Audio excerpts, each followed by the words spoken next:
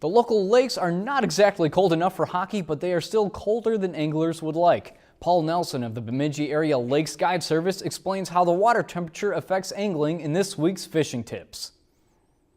A little season update this week. We're into the second week of July, but the summer patterns in the lakes are really kind of in a holding pattern.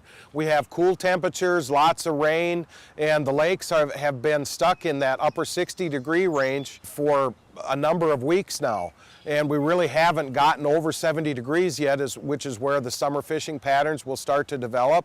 The big algae blooms of summer are still ahead of us. The water clarity, the lakes are still very clear.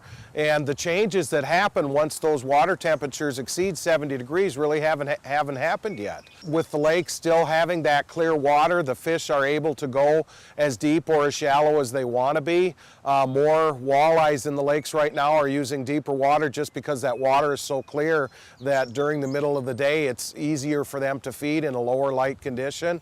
So we're kind of waiting for some warmer weather. We've had highs in the 70s, lows in the 50s, and those are going to create 60-degree water temperatures.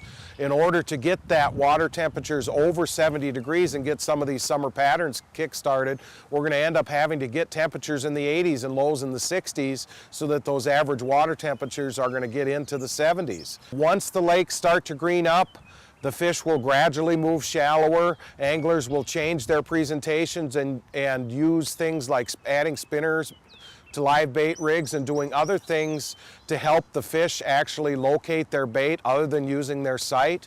So watch those water temperatures, and once they're over 70 degrees, expect the changes to start happening in the lakes. Otherwise, we're pretty much status quo in the upper 60s. This has been Paul Nelson of the Bemidji Area Lakes Guide Service. If you've enjoyed this segment of Lakeland News, please consider making a tax-deductible contribution to Lakeland Public Television.